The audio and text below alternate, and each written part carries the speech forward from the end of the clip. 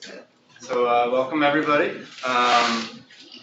We're live. We're recording.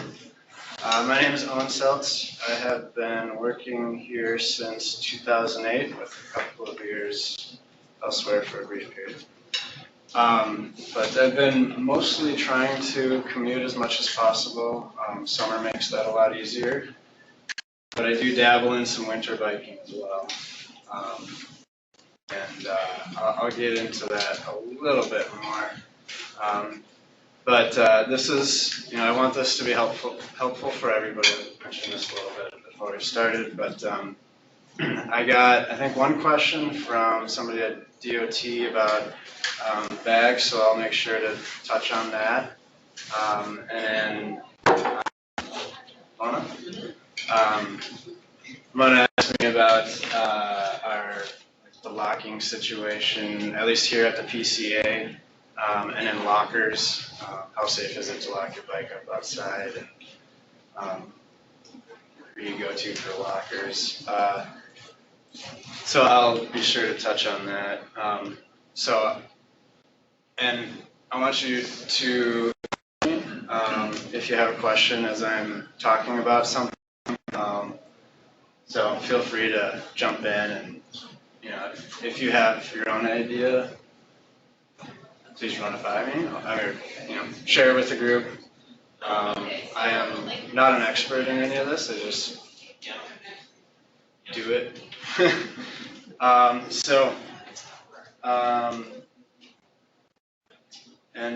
Welcome folks online. And you can send your questions. I think there's a little conversation box on Skype, so you can type some questions in there, and we'll address them. So if we can get a raise of hands, at least in the room, of who's experienced biking. They bike quite a bit, or just biking in general. Bike quite a bit, so kind of half the room-ish. And then who's kind of doesn't have a bike or really never biked. Okay, good. So there's some starting point there. If you haven't really done much bike commuting, I want to talk about styles of bikes, if that's of interest to you, everybody, and kind of what the better styles to look at if you're looking for a bike for bike commuting. So what I use is a touring bike, and this is a fairly stout bike, robust. It's a steel frame, so it's not going to be the lightest thing in the world. But what a touring bike has is all these braze-ons that you can attach racks to. You can attach a rack to the front if you want. They're pretty burly, so they're going to hold up to debris and stuff on the road, potholes, and then you can haul gear.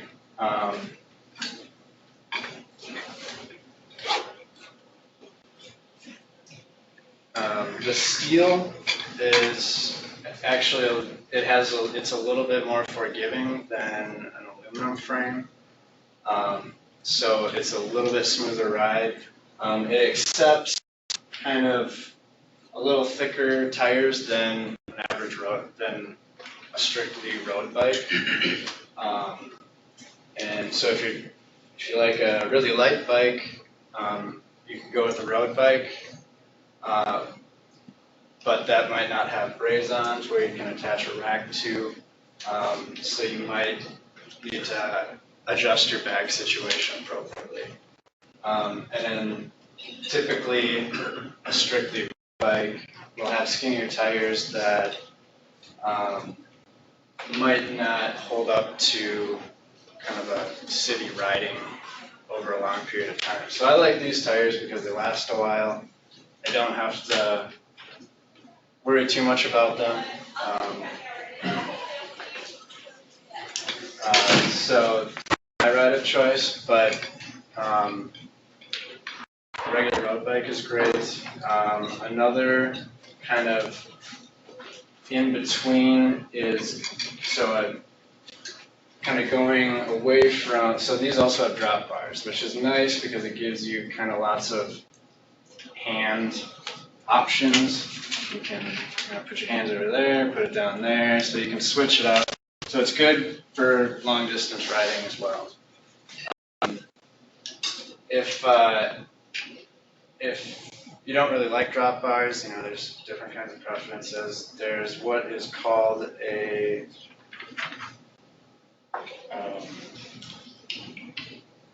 fitness bike, or a flat bar road bike. So it's essentially a road bike, but it has kind of that mountain bike bar. So it's just flat. My aunt has one of those. She loves it, and she commutes on that. There's also e-bikes, and those are getting better and better.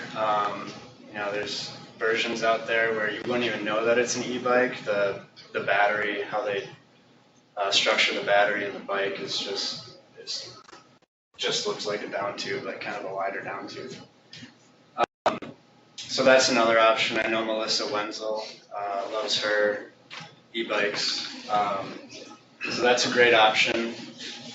They can be a little bit more expensive because of the battery system and drive system.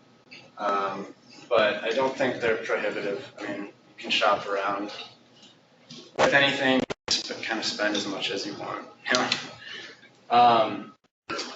But I would, so speaking about prices, if you're buying new, I would urge you to spend probably at least $300. If you're going for a big box, kind of like a Target bike or a Walmart bike, the components are going to wear out really quickly, and it's not going to last. So I would spend a little bit, probably 300 would probably be your base. So on the other side of things, used bikes, Craigslist is a great resource. If you can be a little savvy with searching for that. There's also, I think a lot of the bike shops also refurbish bikes and will sell used bikes at the shop. And then there's bike swaps. You can kind of Google some bike swaps. They'll have a bike swap, on a weekend or something. And just like a ski swap. So that's a great place to pick up a used bike as well.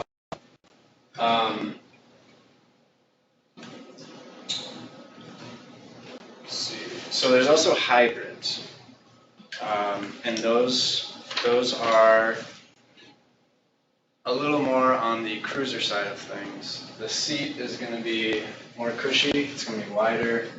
The bars are going to be higher, more upright, kind of comfortable. I guess maybe a little bit more comfortable riding position. So on the short term, those are nice and comfy. The tires are they're going to be wider than this. So they're going to hold up pretty well to the roads in terms of the tire. However, on longer rides, the cushy seat can become uncomfortable pretty quickly. You can get some pressure points where you don't want pressure points. So even though this looks like it's kind of a hard, skinny seat, that's actually quite comfortable over a long distance. So if your commute is more than 4 miles, 4 to 6 miles, I would urge you more towards the road side of things instead of the hybrid bike. But again, this preference plays into everything. So safety. So did anybody have any questions on bikes, bike styles? I didn't want to get too deep into anything. So anybody online? Seeing no hands, move forward. All right. So safety and security, helmet, of course. I have a nice bright orange helmet that it doesn't glow in the dark, but it almost looks like it can. Legally so talk about lights a little bit. Legally, you need a rear reflector or like a flashing red light. So you don't actually need a rear light. You at least need a rear reflector, and I think it's like it can be seen by 200 feet or something back. I would recommend light, of course, and the more lights the better. That's kind of a general rule. For the front, you are required to have a light if you're biking at night. This is not the brightest light, but it's really simple. If you're trying to use this to, if it's a dark area, I would get a bright light. Something you can actually use to see with. Melissa has a cool helmet that has lights on it and even turn signals that are actuated by the bars. That's kind of neat.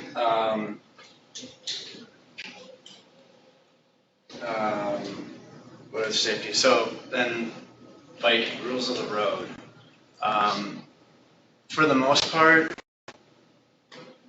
the same laws apply to cars, apply to bikes.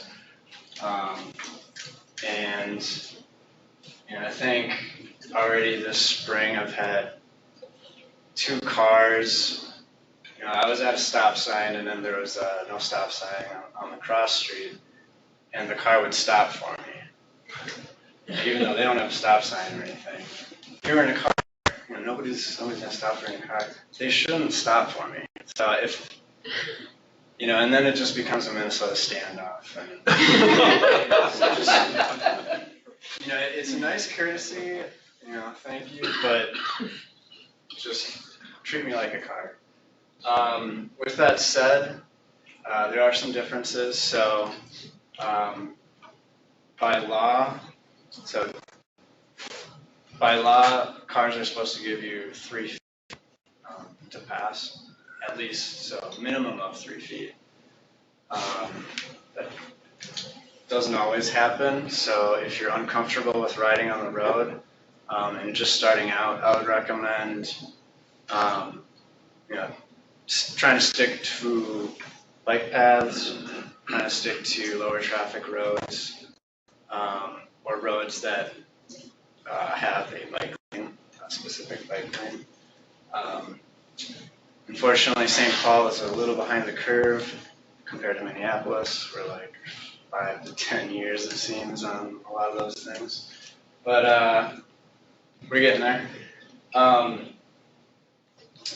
So, do I need to talk about hand signals or anything? Right. So say this for right, left. And I think by law you're supposed to signal technically 200 feet before you turn, with the caveat that if you need to hold on to your brakes, you don't have to signal. If you need your hands to control the bike, you don't have to. But so another kind of guiding principle when you're riding on the road, bike like nobody can see you. Like, just pretend that like you think the car might see you or something. Just assume they can't, unless you have direct eye contact with the driver.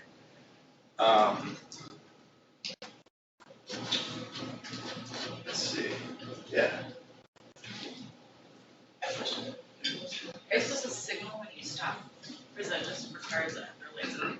I don't know if it's required by law to do that, but if you're biking with other people, especially in a group, that's a huge courtesy. That's kind of group riding rule, unspoken rule, I guess, that, yeah, you'd say, put your hand down to kind of say inaudible, like say slowing or stopping. So, yeah, for group riding for a road,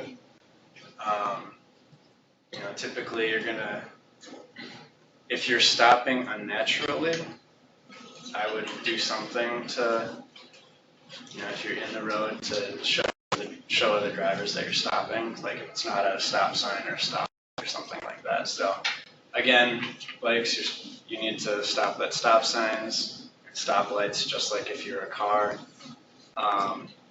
The one exception is if you're at a stoplight and it is one of the pressure or magnetized actuated ones where you really need to be in a car to get that light to change. You can wait there and I forget exactly what the language on the law is, but it's wait for a while, and then as long as there's no cars, you're able to proceed. And I think that's actually a law for motorcycles, but I think there's kind of a ruling that says that applies to bicycles as well, or at least that's how it's been interpreted.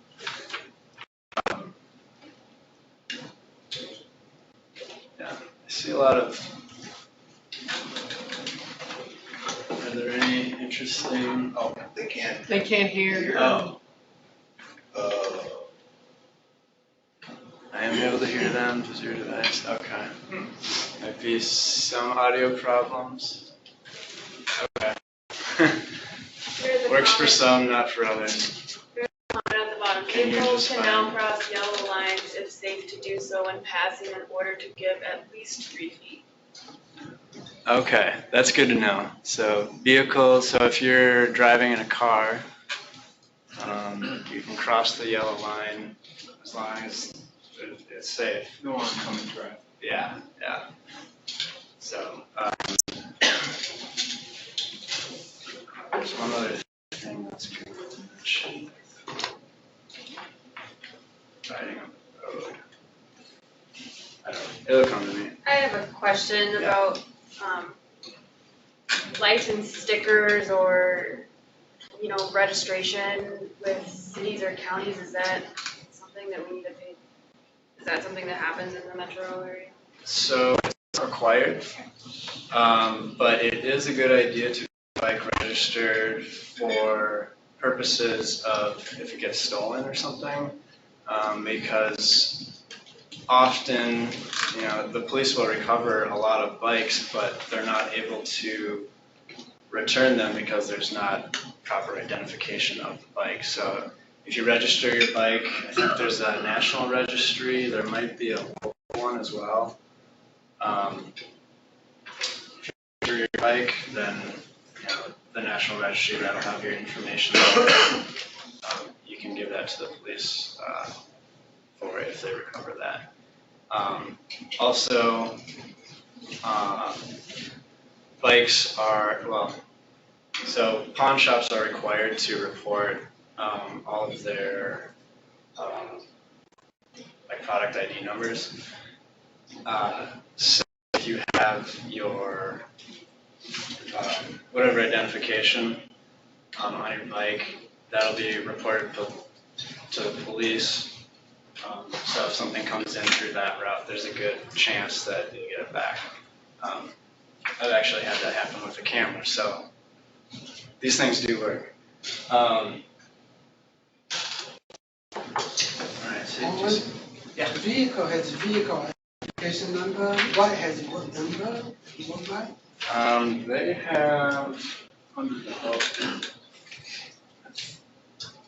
the Serial number, yeah. bottom bracket, it's typically like around here, and it's a serial number. This Yeah. has a number on it. Oh, okay. Yeah, so you'll find it typically right about there.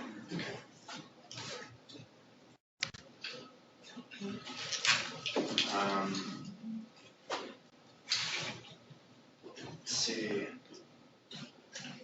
Did anybody have any other questions on rules of the road or safety. Bright colors are also nice. I'm not good at wearing bright colors. I will be the first to admit that. I should do better about that. And I kind of, one thing I always carry a light in a bag, just in case. If I'm not planning to bike at night, but I get held up in something like at work or whatever, and I end up biking at night. It's to have that light on you. Biking attire. You can wear anything. You don't need fancy biking clothes. To be honest, so my commute is, I'm lucky, I've got about a 4-mile commute, and it's mostly downhill. So I typically just wear my work clothes on my way in. I don't, usually mornings are a little cooler, so I don't really break a sweat riding in. But if it is hot, I'll probably throw some shorts on and maybe just have my under t-shirt on.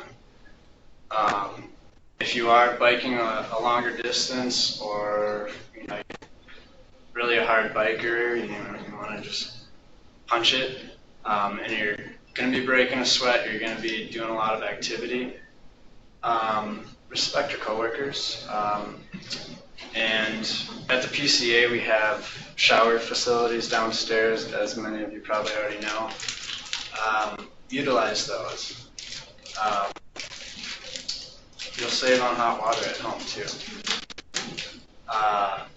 There's also a lot of gear lockers inside that you may have noticed. There's a stack right between the shower bathrooms, and then there's another stack, a large bank of them, I think over by on the other side of the wall from the non-shower bathrooms on the lower level. And I believe you can reserve those free of charge, and you just have to talk to Becky Olson. Send Becky Olson an email. I think they give you a lock. Yeah, they give you a lock. Okay. You go down and pick out a locker, and then they give you a lock. Every once in a while, she says, you still want your lock? Yeah, you're required to use their lock. Yeah, Okay. you have to use your lock. Yeah, so they can cut it off. Yeah, you leave I guess, if you, well, yeah, then they keep the combo and you get the combo, I guess. Leave you.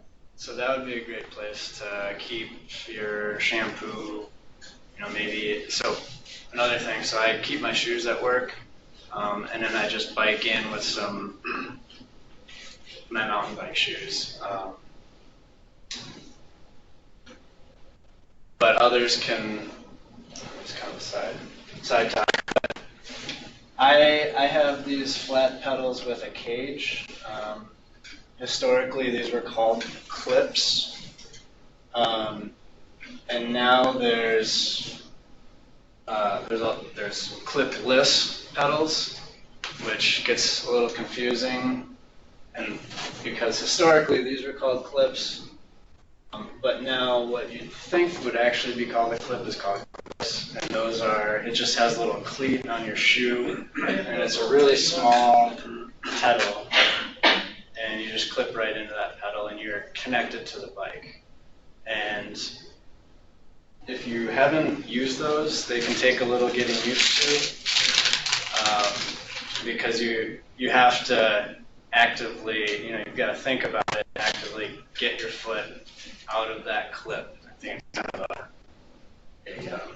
kick to the side, or kick with your heel to get out. So if you're just starting, I wouldn't recommend doing clipless, because you also have to buy special shoes for those that have the cleat on them. So flats or something like this with a cage is fine. I could just ride these flat. The cage doesn't do a whole lot for me. Um, so again, biking attire, if it's not too far of a drive, so you can wear comfortable clothes and figure out, what works for you. Like I said, often I'll just ride in with my work clothes and I'll just roll up a pant leg so it doesn't get caught in the chain ring or get greasy on the chain. So pretty simple, right? Low maintenance, low key. Did anybody have any questions on clothing? Is there other stuff I wanted to talk about? Keep shoes at work. Looking at the weather ahead of time. So today, it looks like it's already raining. If I actually drove today, I'll admit it, because I had a bunch of stuff and I don't want to try to get it all in there. But so on the way to work, I probably would have just biked in packed a rain jacket because it wasn't raining this morning, and then not really cared about it riding home because I can get home and change, shower, whatever. But you do you. If it's raining, you don't want to bike, don't bike. You can drive or take the bus or whatever. So I think that's any questions on attire? Anybody? We're good.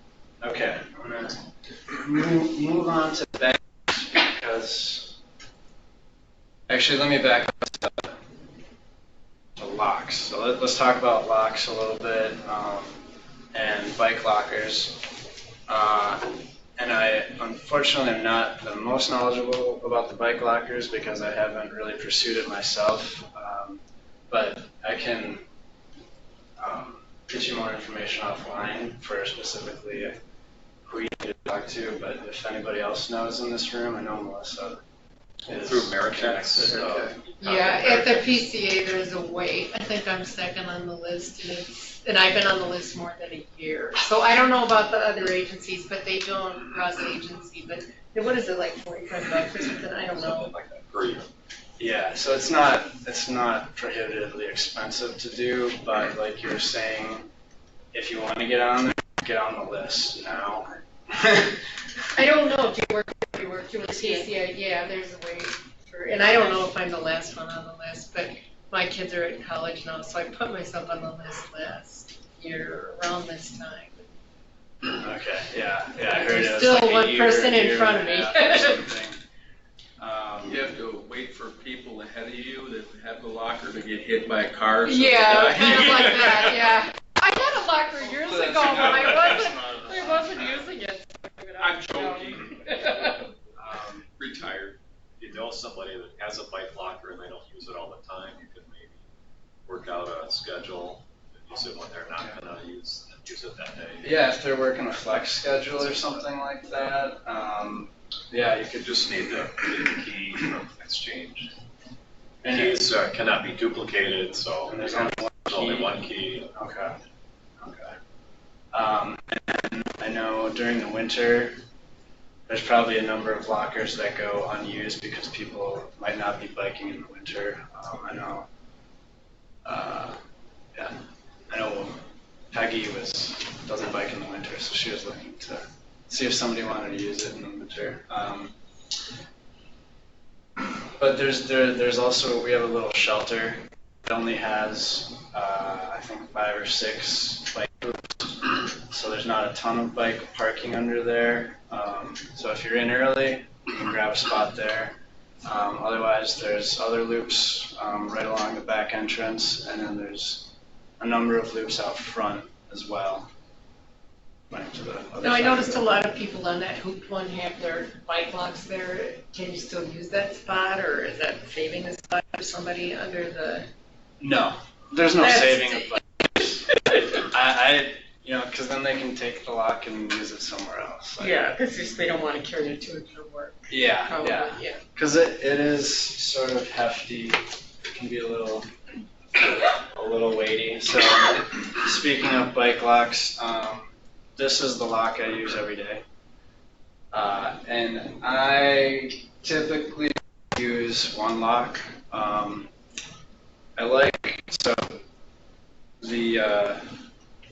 Is what's known as a U-lock.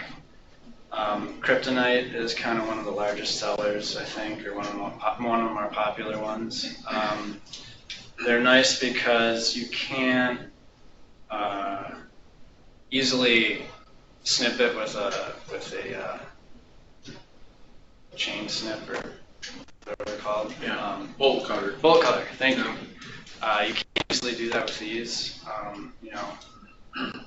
With that said, where there's a will, there's a way. And if you have a really nice bike, or somebody really wants that bike, they'll find a way to get in there. But I've never had a problem. So I tried to plug my frame and my front tire to the hoop with the lock. Another thing you can do just to make sure that somebody doesn't come along and steal your other wheel is you can use something like this and run it through and then hook that up to your lock. Or I had a friend that now lives out in Salt Lake, but he went to the U of M where it's pretty notorious for bike theft. And he had two U-locks that they have mounts that you can mount it to the frame. And he just had two U-locks all the time. So he would just lock up both wheels to the frame and to the bike hoop. I haven't seen anybody do that thing here. I've observed. Do you do that? Do you use that part of it? I don't usually because I'm not too worried about it. The other thing, back in the day, I used to take college. I used to take the front tire off, set the bottom of the fork on the cement, put the rear tire or the front tire back by the rear tire, and then lock them all, like the two tires and the down post with your U-lock, one lock. Sure. So you have your front. You essentially are like this. Yeah, exactly. Sounds like a lot of work. It is a lot. Yeah, but if you only have one lock and you're really fond of your wheels and your rims and you want to make sure nobody walks away with it. Or the other thing is just remove the quick release skewer in the back and use bolts. At least you have to make them use a wrench to take it off then. Right. So that's something to talk about a little bit. So this bike has quick release skewers, and that is so you don't need any tools to take the wheel off. You just flip that, and then it'll screw out, and so that makes it really easy. So my brakes I didn't disattach my brakes, but and then it'll just essentially drop out. So there's non-quick release that might hinder somebody stealing it if you don't have your wheels locked up. That it's just bolts. Yeah. So they would really need a tool to do that to take the wheel off. That also, so there's a little bit of a which one's the benefit.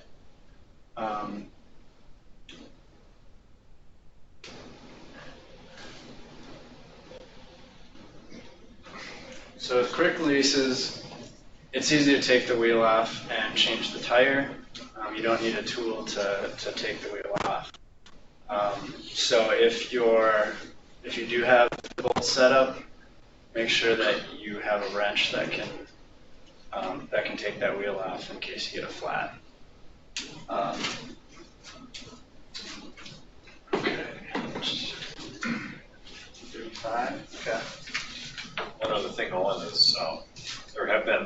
use of removable parts, like let's say your The light. flasher light or an e-bike, it might take the battery, so anything that can come off easily, you have to kind of be concerned about Yes. that being stolen from our bike rides. Yeah, thank you, Mike. Yeah, so like you're saying, like these little lights, this is really easy to remove. So that is prone to being stolen. This rear light could easily be removed. Somebody could just walk away with that. So if it can easily be removed and you want to be sure it's not going to be stolen, I would take it off and take it into the office with you. Also, your saddle and seat post.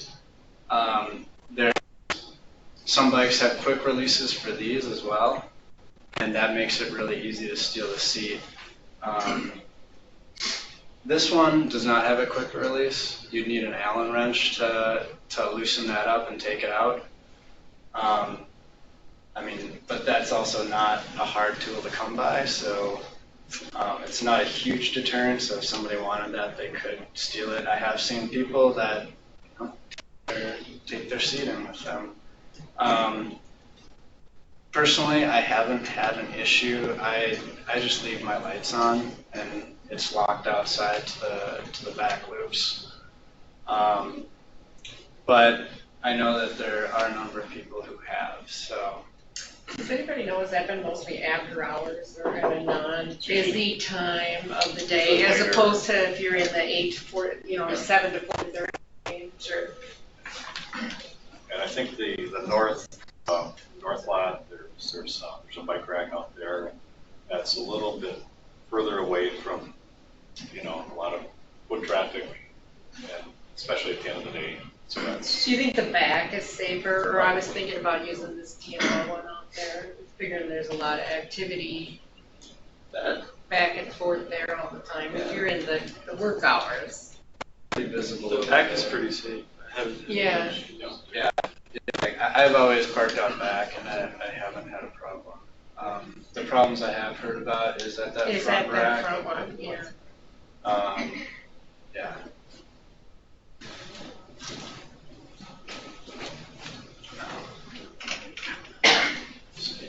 So, are there any more questions or thoughts about locking your bike? So an option that I think some people have been using is to kind of keep their lock locked at the hoop here, so they don't have to carry the lock back and forth. That does save weight because these can be hefty. But I just throw mine. This is what I typically use for a bag. So I'll get into bags. This is a pannier. Delicious cheese, but I really like this because it's simple.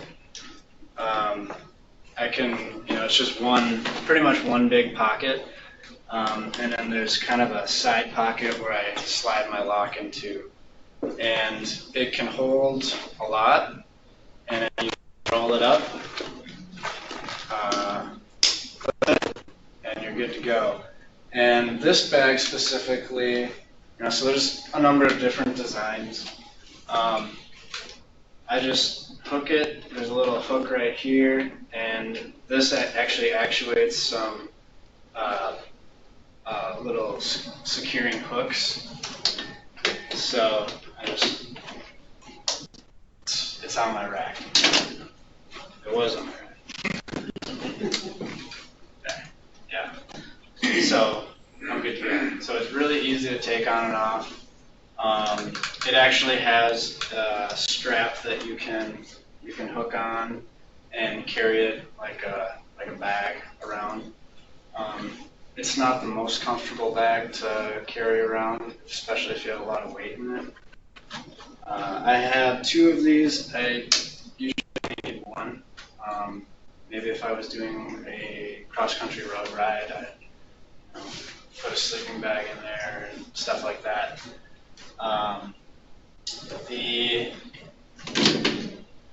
There's also a pannier bag that is kind of two combined into one. So it just has a piece of cloth that goes over, so you get both sides. So that's another option. This is the other bag I have. This is kind of my first bike bag here. And this is a rack bag. Screw up my terminology. It's a little bit more, and like any bag, there's a lot of different varieties, but this takes a little bit more time to kind of secure. Got to undo the Velcros. It's not a huge deal, but it also doesn't have as much room to carry stuff. So like I have my thermos, I have my work shirt, maybe my work pants. So I never use this for commuting, but I went on a 40-mile ride on Sunday, just a pleasure ride, and this is what I brought. I put my bike pump, spare tube, some tools in there, some snacks, my wallet, phone, and I feel like it's a little more aerodynamic, even though the bag isn't. I don't know. Maybe that's just my own thoughts, because you're sitting here and you're kind of blocking most of it with your body. So I like the pannier for commuting. I like this for going on a little longer joyride. It's also not, you can't over your shoulder. This one has a loop that you can carry it around with, so that works pretty well. So preferences, good and bad for everything. There's also, both of those bags need a rack. So if you don't have braze-ons or you don't want to get a rack for whatever reason, there's other options. There's a seat bag it's kind of like this. Well, this is a seat bag. And it just attaches to your seat and then to the seat. And this one is I just have an extra tube in there and then maybe some tools if this was all I had. But they also do make larger ones that kind of stick off more, so you could, fit a change of clothes or something in there. There's handlebar bags as well. There's, kind of a bag for every part of the bike if you really look for it. There's frame bags that kind of fill this void, or just kind of the top of the void. So that's another option if you don't have braze-ons. But I like this setup. And also, if you're into touring and you have braze-ons, they have the front forks for front panniers as well. Yeah. So that's a lot of weight. I mean, that's somebody who wants to bring the kitchen sink with them when they go bike camping. Yeah, so, probably literally. Yeah. Exactly. Yeah, and this one I could outfit with a front rack, so that's why this is a touring bike, so it is kind of made for those long distance rides where you're going to want a lot of gear. You want your tent, your sleeping bag, your kitchen sink, all that good stuff. And it's a strong frame to support all that weight. And the gearing on it, it's more mountain bike style gearing. So you're going to have lower gears because it's designed for biking hills with a bunch of weight, so you're gonna want that low gear so you can really crank down. Yeah. So is there anything else about bags?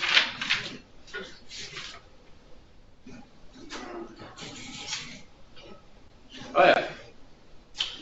So another option if you don't have a rack is of course a backpack. The benefit of this is you don't have to do anything when you get off your bike. It's already on you.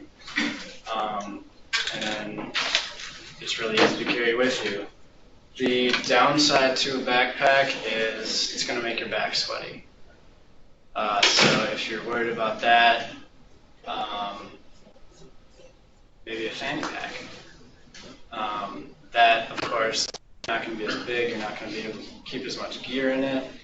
But I have mountain biked with a couple guys that love their fanny pack. You know, they throw whatever little snack, an extra tube in there. If it's a well-designed fanny pack, it doesn't move around too much. Can you just bungee that onto the back of the black thing though, as a little tech thing? The bag? Yeah. It's possible. Straps. There's a lot of stuff hanging out here. Yeah, you'd have to. Put it upside down and And then secure the straps yeah. would be okay, You don't want them going into your spokes. Sure. Yeah, so the thing, so that's, That'd be the I would downside. be, a little worried about that. I would really, if I were to do that, I would really have to make sure that everything was cinched up really well. Especially with like a bungee. I've heard of people where the bungee had somehow, Snaps out or something. you're going over a bump, it, kind of rips out, unhooks or something, and it flies, into your spokes, and then you're not gonna have a good time. The other nice thing about some of the smaller backpacks is many of them come hydration bladder compatible with the bite valve, so you're not having to reach down for your water bottle out of the cage. You can just put that in your mouth and drink while you're riding. Yeah, pedaling. if it's hot or something. So it's kind of a trade-off. Your back's sweating, but you got easy access to water. Yeah, Six of definitely. one, half dozen of the other. Like this, I would take this mountain biking more so. I'm not gonna care if I'm sweating or anything. I mean, if I'm going for a long leisure ride too, I don't care as much about sweat, but it's gonna keep you warmer, which might not be a great thing if you're trying to. When it's a hot day, you're trying to keep cool. Yeah, this one does accept a bladder, and it's like 3 liters of water. I mean, it's pretty impressive how much water you can fit in there. Mentioned fanny pack, they're super cool. I talked about saddles a little bit. Did anybody have any questions about saddles? I do like my physique. It's spelled really weird. I think that's how you pronounce it. Okay. A little bit about tools that, just kind of a simple toolkit for commuting where you're not going to go a long distance. If some kind of mechanical things that happen that are bigger than, a pop tire or something. You're going to want a little bit more advanced toolkit than what I'm going to talk about. So just kind of what I generally have for commuting purposes. I'll have this bag, and then I'll have an extra tube. You can see I haven't had to change it in a while because this box is pretty beat up. And then I'll have a little air pump. This particular one can actually be clipped down to here, but I have my big bag, so I just keep it in there and I don't have to take it off every time to avoid somebody stealing it. And then tire levelers or tire wrench or whatever you'd like to call it. And that's really all I have. So just a pump, lever, at least one extra tube for commuting. If I'm going on a longer ride, I'm going to get a little bit more serious. Bring my handy dandy sock.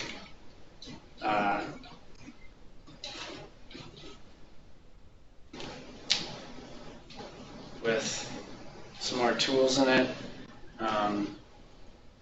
A little multi-tool that has Allen wrenches, a couple of screwdrivers, flathead of Phillips.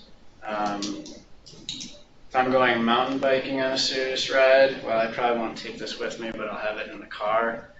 A chain breaker tool. So if something happens with your chain, I'll have an extra chain in my trunk and have a chain breaker.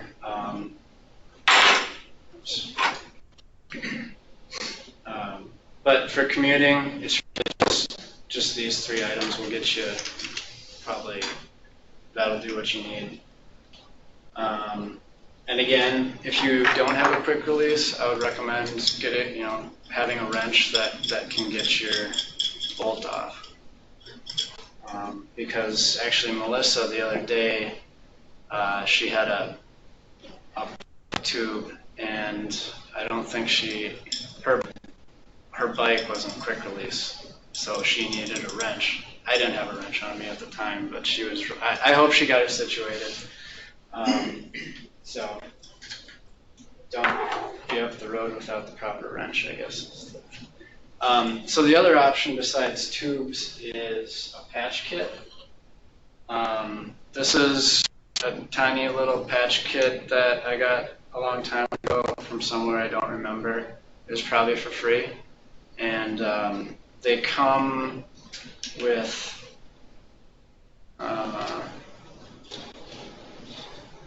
little bit of sandpaper to rough up the tube. And then the patches are kind of pre-glued.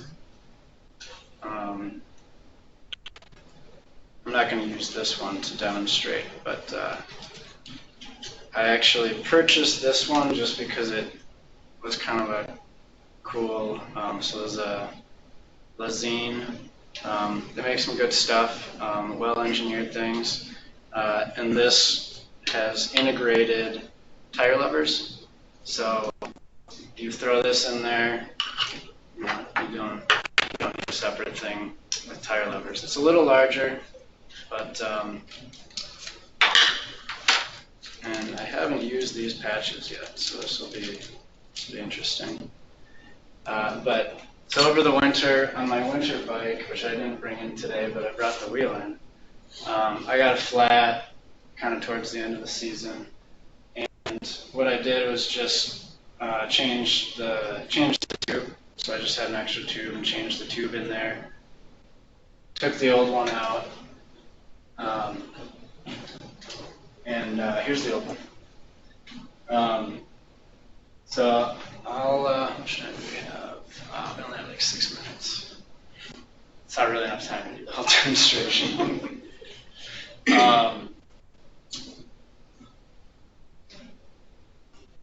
Yeah, sure. What would people rather me do? Like, do we have any more questions, or should I try to do a brush tire change demonstration? I want to see how fast you can do that. Yes, if I have the room with you, I guess that would be the thing. Well, that's the room. thing Do you to have train. room There's somebody in here afterwards. Oh, so. then forget it. Yeah, I need to put stuff back in order. But I'll so getting the wheel off is one big thing, especially if it's the rear down. So you just flip her upside down. Now you need to release the brakes typically, unless your tire's really skinny. And each brake system is a little different. And this can sometimes be a little bit of a tricky. I got lucky. So the brakes are released, so now I can actually pop the wheel out. And this is a quick release, so I don't need a tool to take the wheel off. And I'm already screwing up because it's good to shift down to the smallest gear. It makes it a little, it's not necessary, but it makes it a little easier. To take it off. Oh, and I didn't mention, so I like to use gloves when I'm riding. And